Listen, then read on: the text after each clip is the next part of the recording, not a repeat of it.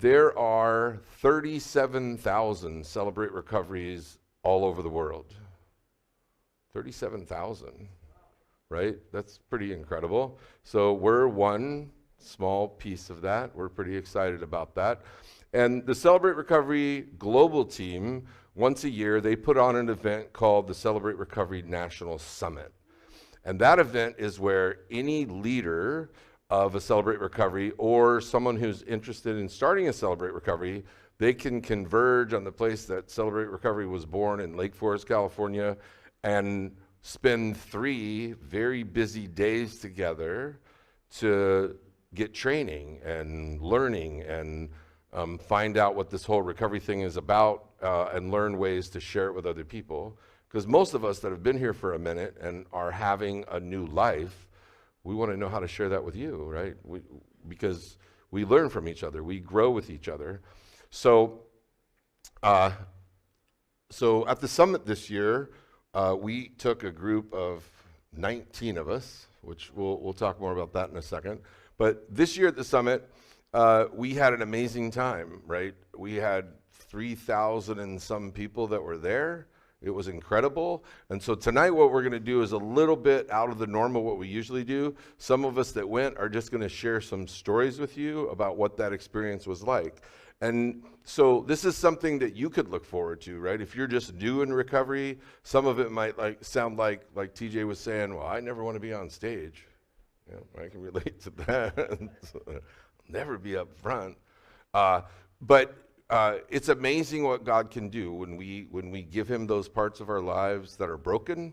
He heals them, and then anything becomes possible. And so we're going to share some stories with you about some pretty amazing things that God did this last week while we were there.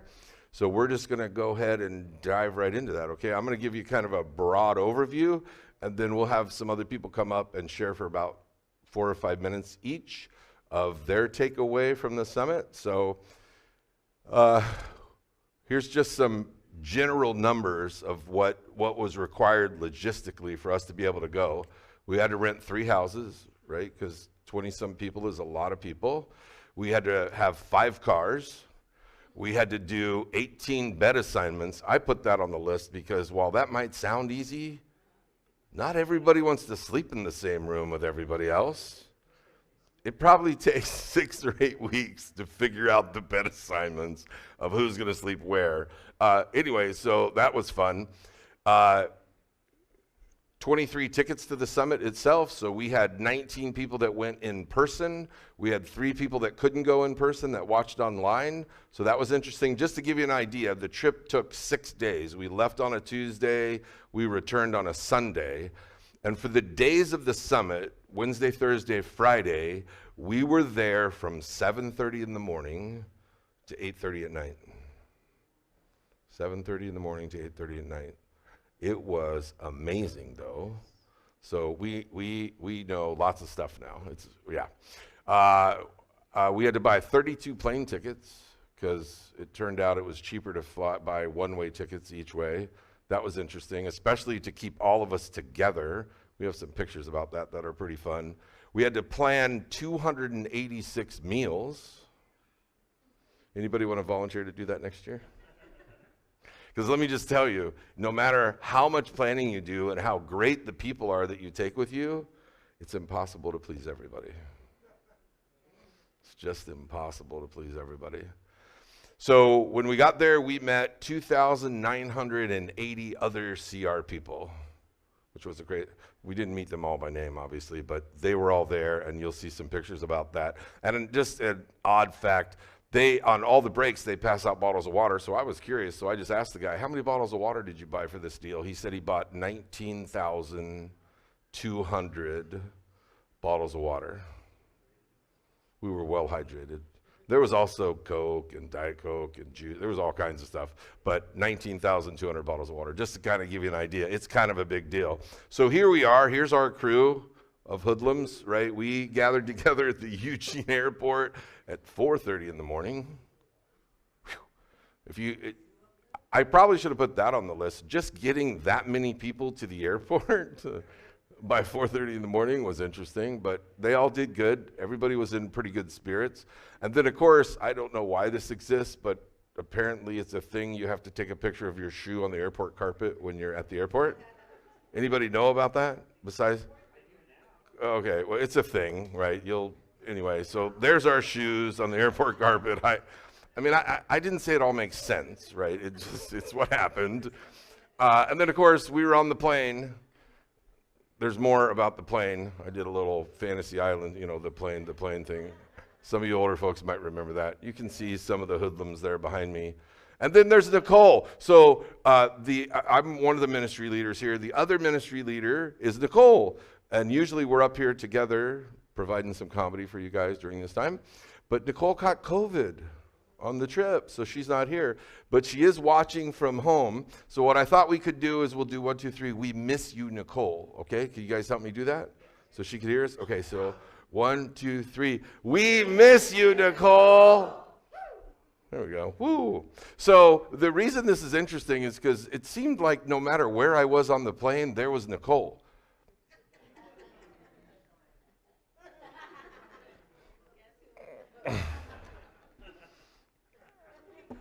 I mean, I probably have another 20 of these, but I just brought you those, okay?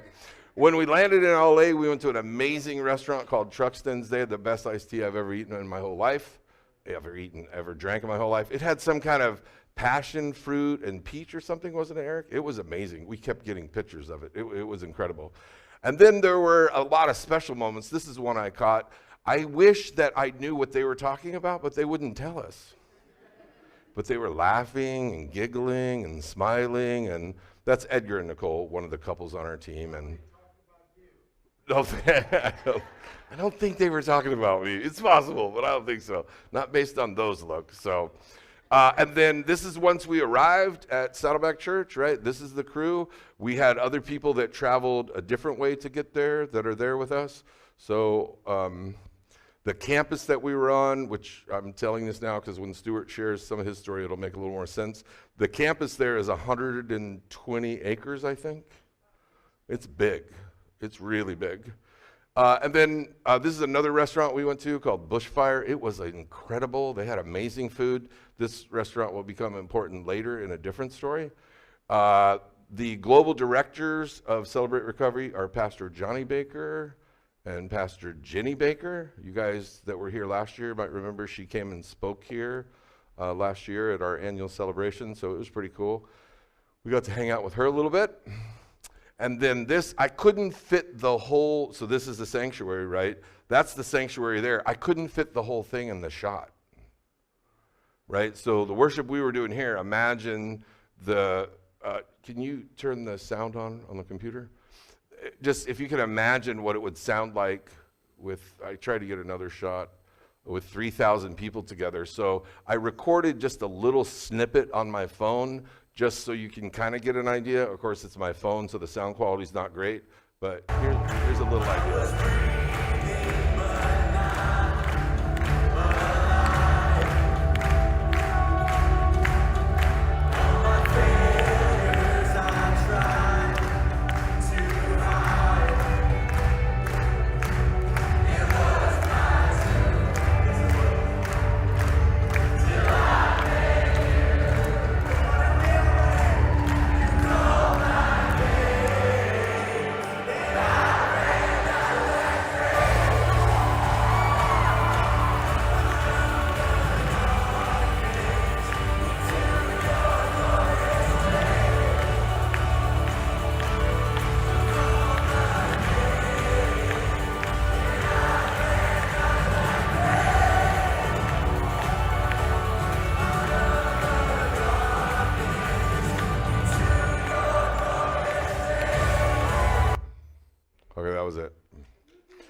Pretty great though, right?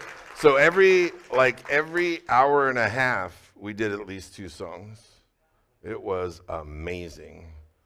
And then every year, Nicole and I have to get a picture at the summit. That's the picture. You know who. Hi, Nicole. Okay. And then, so we had, in addition to morning sessions where all 3,000 people were together, in the afternoon, there were training workshops. Each day, there were 16 different workshops that we could choose to go to receive training on just about any subject you could imagine. which is, it's really cool that you can choose.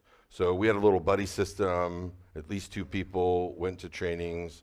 It was incredible. You'll hear a little bit more about that. And then the end of the deal culminates with this, where there are these massive crosses all over the sanctuary, and there's a few outside. And after we do communion together, we have this little card where we get to write something, right, that we want to actually nail to the cross. You go up, they give you a hammer and a nail, you nail it to the cross, and hopefully you just leave it there and you don't take it back. It's, if you haven't been to a summit, just this part makes it all worth the whole trip. And then, of course, after working hard Tuesday, Wednesday, Thursday, Friday, Saturday, we had to have some fun. So we were at the pool. I wish I had a picture of I'm a cannonball expert, just saying. I cannonballed everyone in the group. It got everyone wet. It was fun. Nobody's saying fun, but it was fun, yeah. I think I didn't get Christina because she asked me not to, but otherwise I cannonballed everybody. And then, so we spent the morning at the pool, and then the afternoon we went to Huntington Beach and hung out, which was pretty cool. And then on the way home on Sunday, Nicole was too tired to cause any trouble. That's all I could see of her the whole plane ride, which is obviously way different than on the way down. So there she is, too tired for trouble. Okay, so that's just kind of a broad overview of what that time was like. Stuart's going to come up and share with us for a couple minutes what his experience was like. This was his first summit. So let's give Stuart a hand.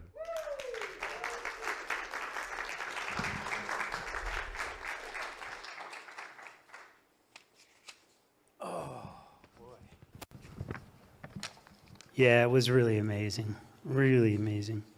I had one of the best times I've ever had.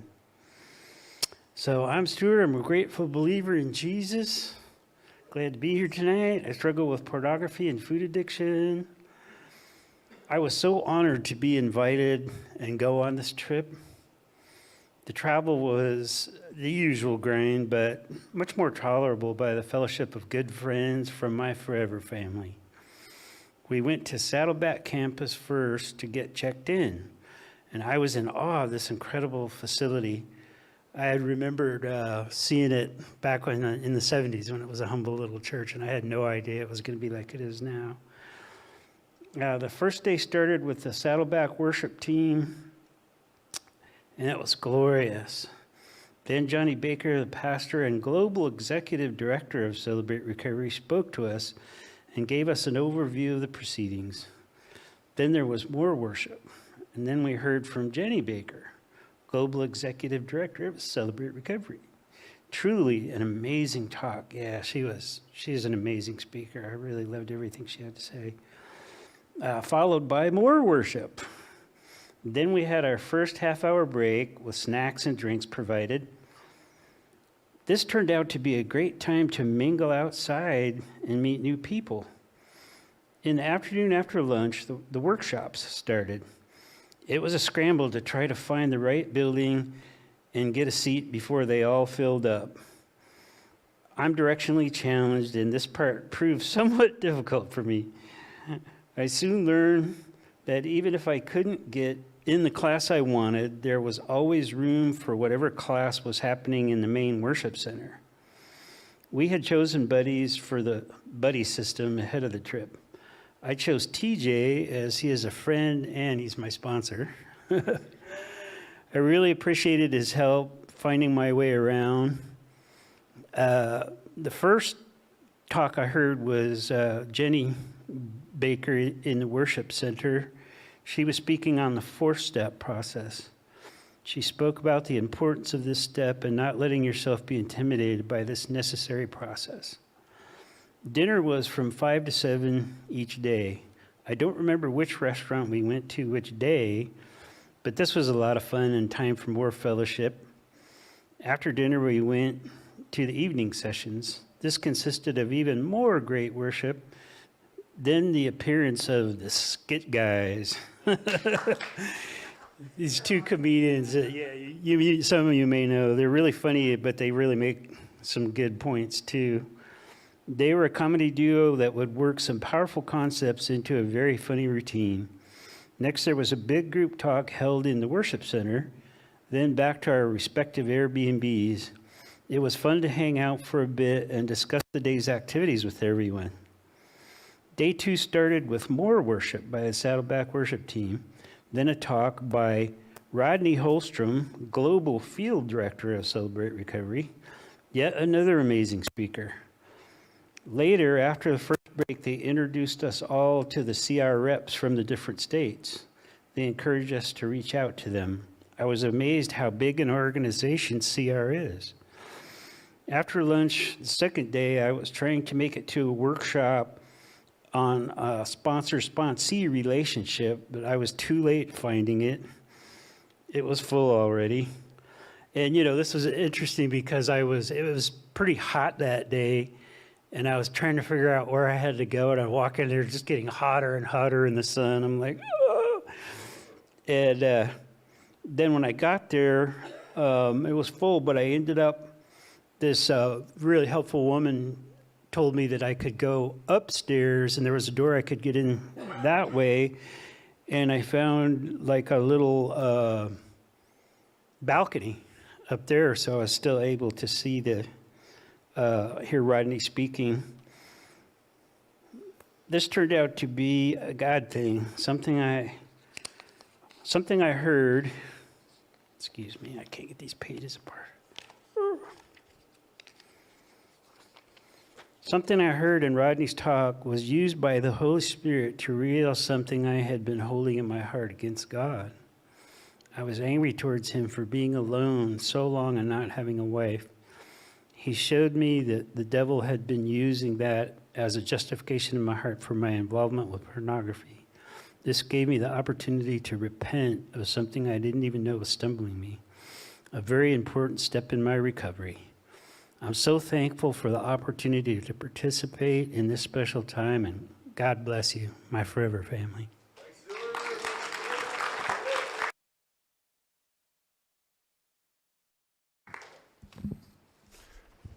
Oops, thanks, Stuart. Something Stuart said that just sparked a memory with me is one of the things I love about Celebrate Recovery here at the summit, any of them, is everybody's always happy to see you, right?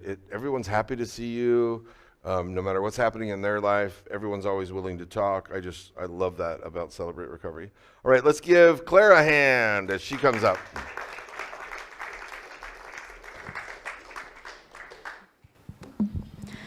Hi, my name is Clara, and I'm a grateful believer in Jesus. I struggle with codependency, toxic relationships, and complex PTSD. The CR Summit was the most incredible, life-changing experience. Before going to Summit, I was struggling to let people in. I had taken a blue chip a couple months ago and asked God to show me my deepest resentments and entitlements within my relationships. I thought that he was going to show me these through memories that I could process, but boy was I wrong. That's not how he works. I was trying to do things by my own will, and by striving and learning, trying to use books and knowledge to fill in a gap for a lack of lived experience. It just wasn't working. At Summit, I was met with a love and warmth that was so overwhelmingly steady, so real that I could not dismiss it, could not run from it as I often try to do here. It was all around me, and there was no hiding from it. Leading up to Summit, I had a lot of questions for God and spent a lot of time praying about what he was doing in my life and how he wanted me to handle the situations he had brought as an answer to my prayers. The entire Summit experience was as if God had answered and said, "Here, have someone take your kids 5 days, sit in this chair and listen, and I will answer your questions one by one through these people in this experience."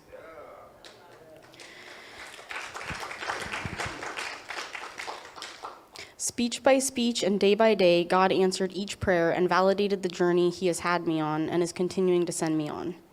In 1 Corinthians 2:9, it says, "For no eye has seen, no ear has heard, and no mind has conceived a thing God has prepared for those who love them." I'm not sure how else to share what the Summit experience was like other than to share what I wrote in my journal, day 2 of Summit. So here it is. I didn't even know it was an option to live like this, to interact like this, for people to live like this. I had never seen it in motion until now. My world is beginning to expand. I have never seen and been in such safety, laughter, wholeheartedness, safety to express myself and how I'm feeling, and for others to do the same, to be and to just exist. Thank you, Lord.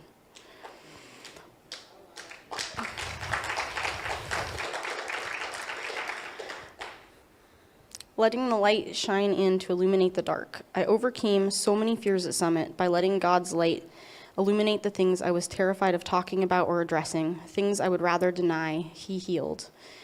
The waiting in the valley, the fact that spiritual warfare is very real and not talked about enough, but that it is all about twisting God's gifts into slight lies that steal our gifts and our peace. It's just a trick and a lie because God already created the fix through Jesus before he ever even made us. God healed my fear of the spiritual world and showed me that curses and blessings both exist and that it is a choice to live in either, so why not choose blessings? I really don't think I can explain how spiritual of an experience this is in words, but I will say I didn't realize that this same experience is right here at this CR with these same exact people, and I've been hanging out with them for 4.5 years, not realizing that keeping them at arm's distance was keeping this love out. My pride, thinking that I could do it on my own, and my own self-protection mechanisms were preventing me from seeing and believing the love that was already right there in my life. I just needed to let it in. Isaiah 41:10 says, "Don't fear, for I am with you." So from now on, I'm going to do my best to keep letting that love in, even when it's scary. And I'm going to use that fear as an opportunity to let God shine his light into the dark areas of my life and heal me. Thank you.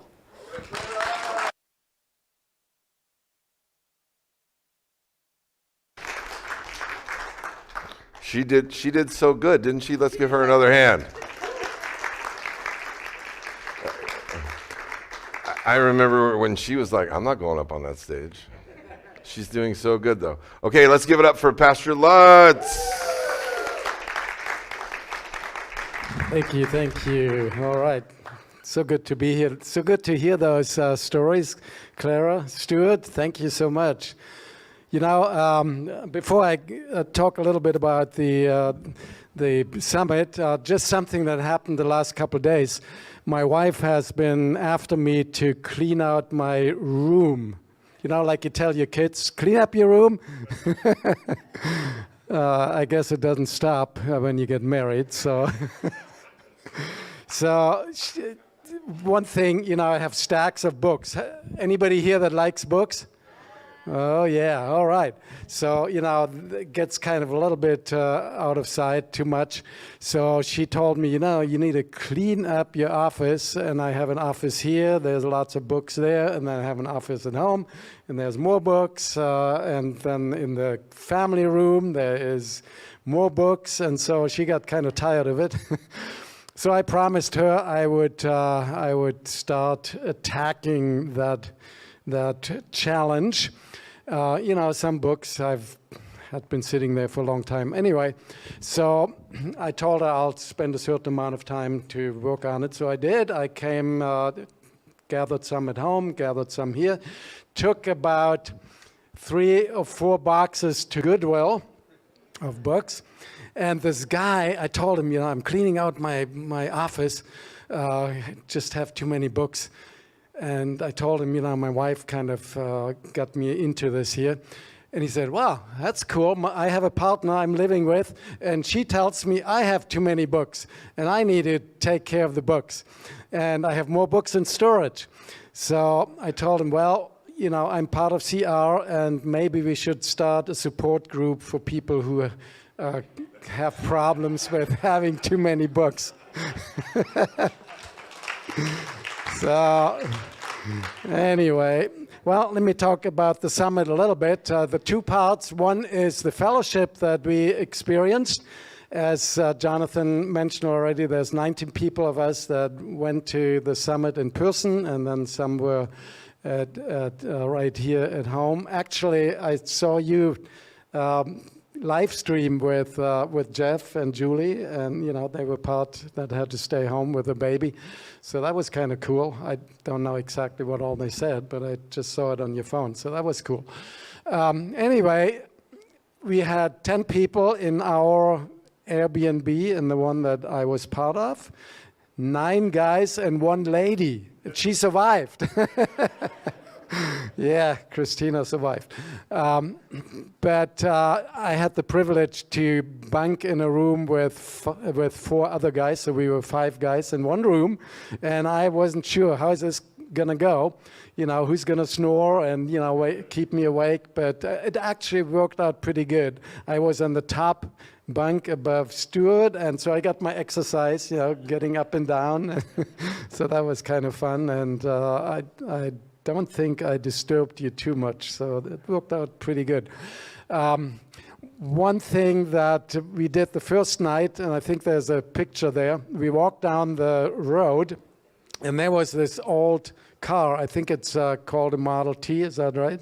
Something like that. Or it's a Ford. Anyway, it's an old Ford.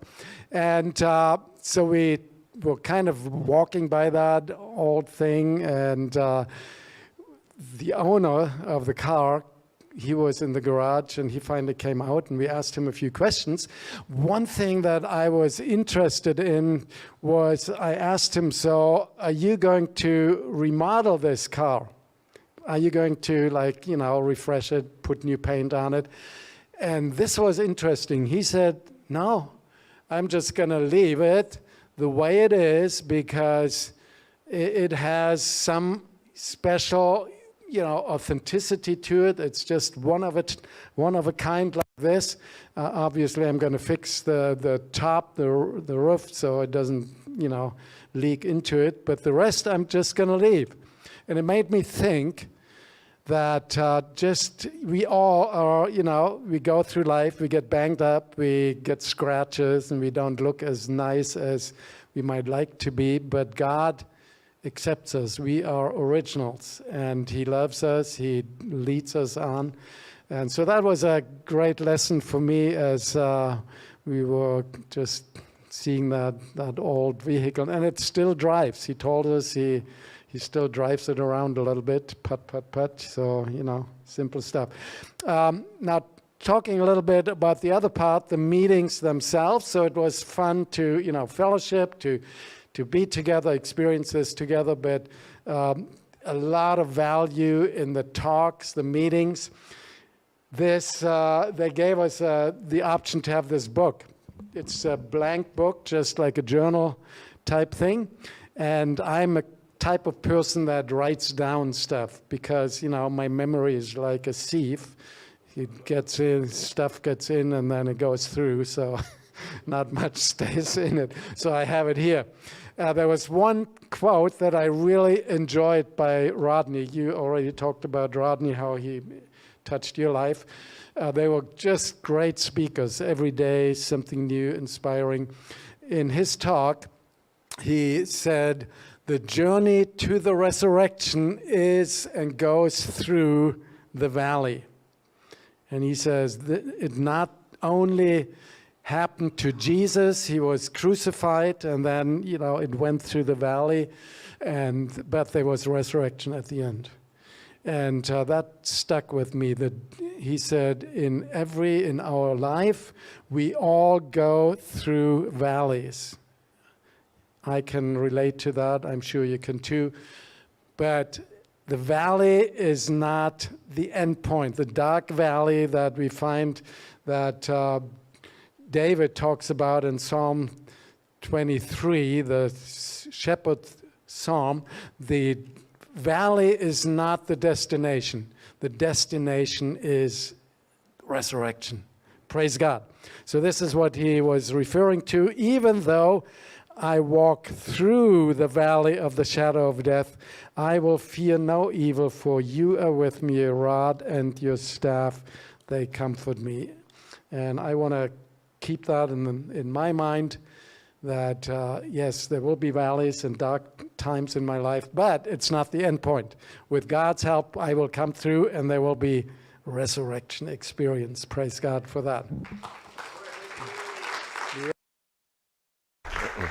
Thank you.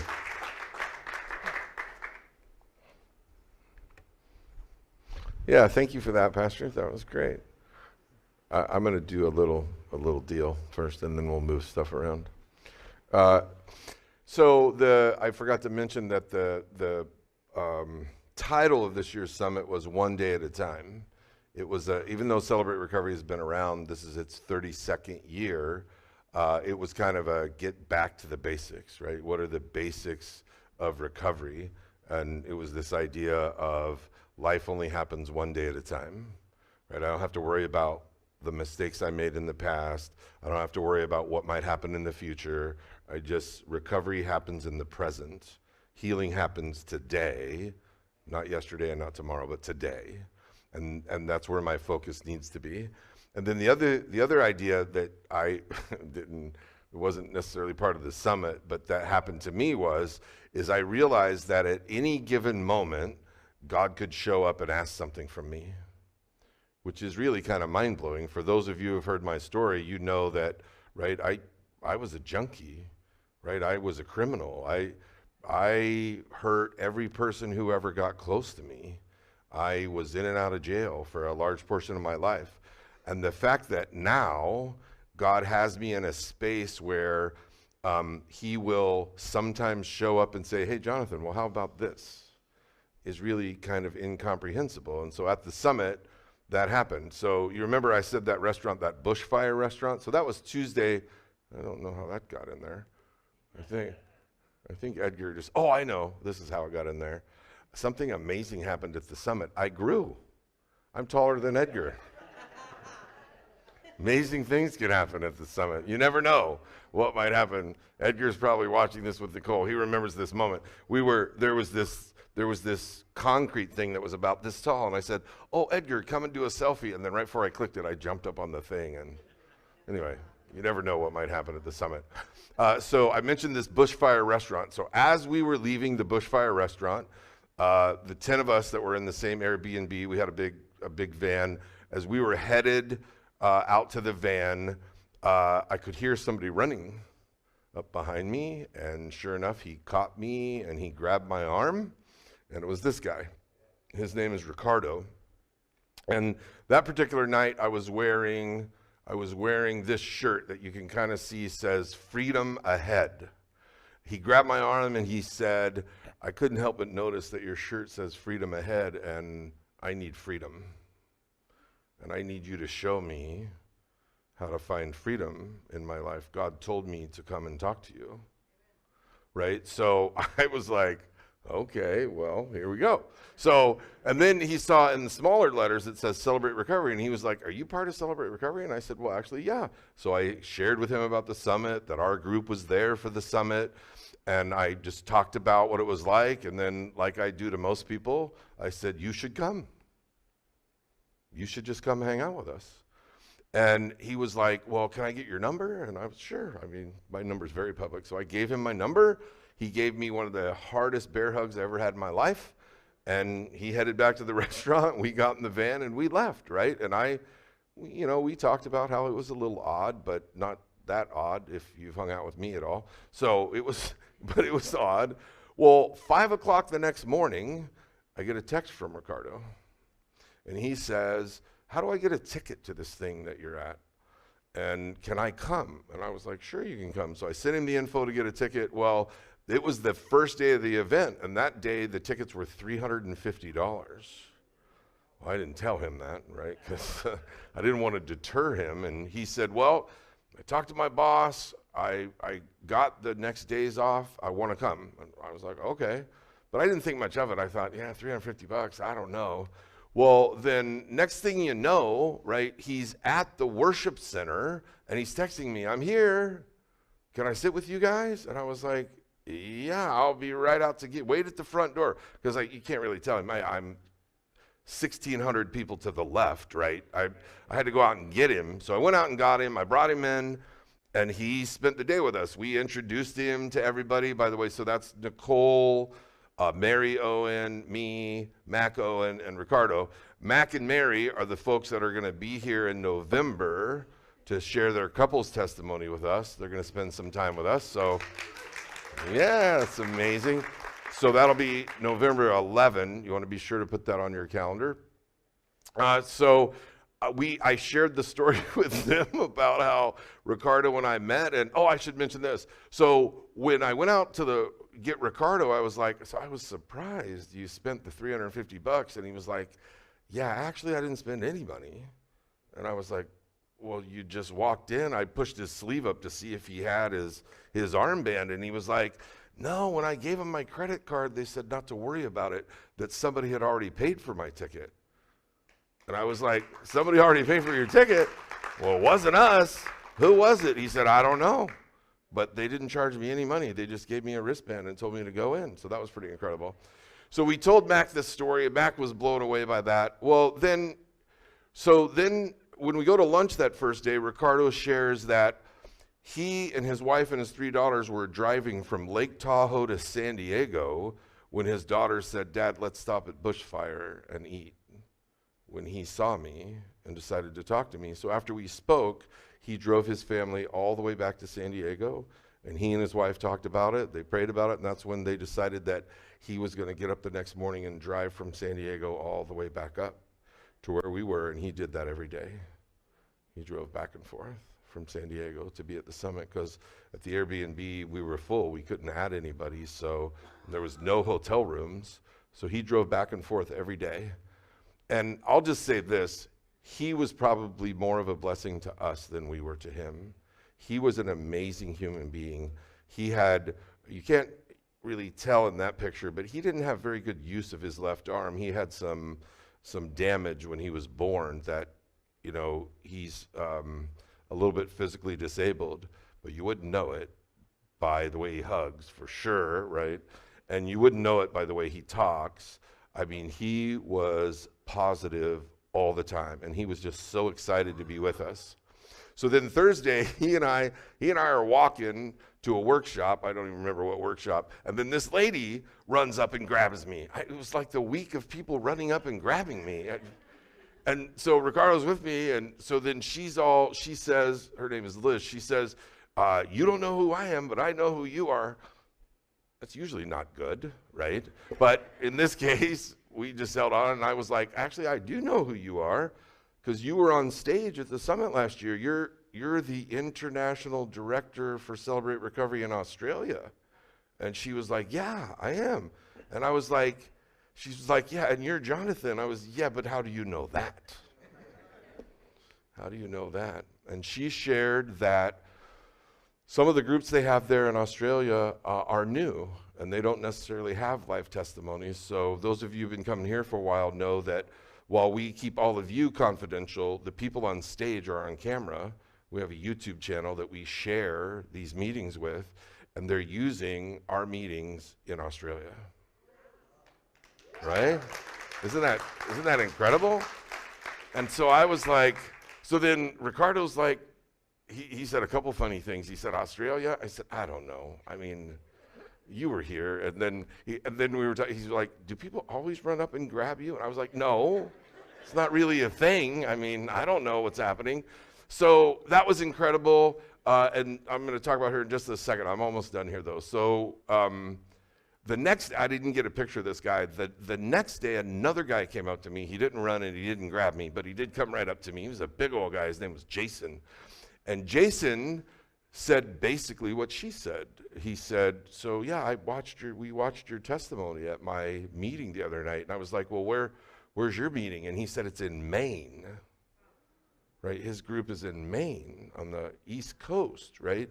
So here we are, right? Here we are, our little group, right? Just trying to serve our community, not realizing that God was going to do something bigger than we could have imagined. I mean, I was just mind blown at what these people were saying to us. So that was pretty incredible. And then on the last day, you've heard several of us talk about this cross thing, right? Ricardo went up and he nailed some stuff on the cross, and then he looked at me and he said, so they announced that they were going to do baptisms if people wanted to get baptized. And he said, I feel like, Jonathan, I need to plant a flag in the ground right here, and I need to have a new life with God, and I want to get rebaptized. And I was like, okay. So I walked him out to where you sign up, and I agreed to stay with him.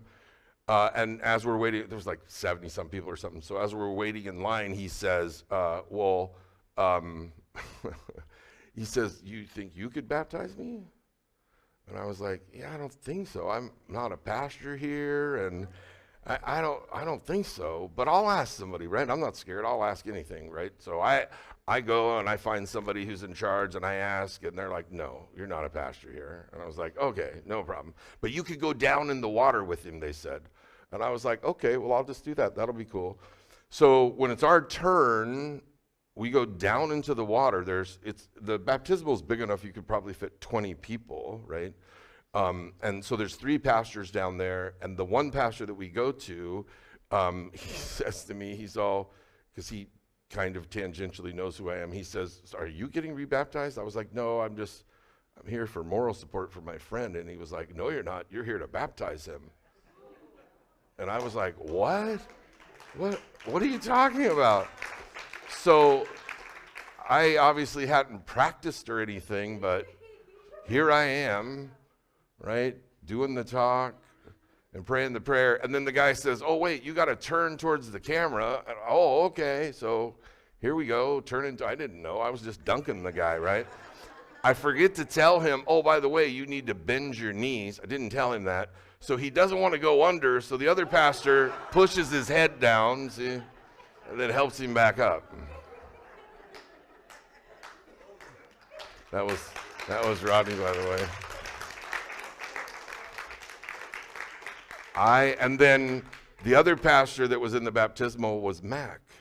And so when Mac got done baptizing the guy he was baptizing, he realized who we were, and he and Ricardo just grabbed each other, and it was like, they were new best friends. Do you know who the other guy is in that last slide? Go back. The guy in the middle is Rodney Holmstrom. The one talking to the guy with the white hair. Oh, the one getting baptized? I don't know who he is. I don't know. But I could give you a blow-up picture of him if you think maybe you know him, but I don't know. That's what I'm saying. I could give you a different picture that could blow him up. I don't know. So when I went to the summit, right, I was going to the summit because I've been to several, and I was taking the team there so we could learn stuff, right?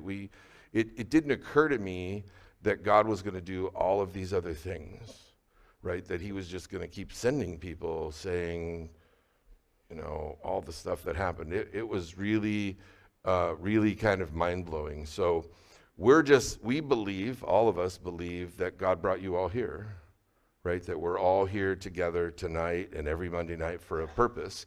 And that purpose is to find healing through the love and the grace of Jesus, right? I don't know what your situation is, right? My situation was meth and anything I could get my hands on and all kinds of bad things. Maybe your situation is different. The solution is the same, though, right? The creator of the universe loves you completely and wants good things for you.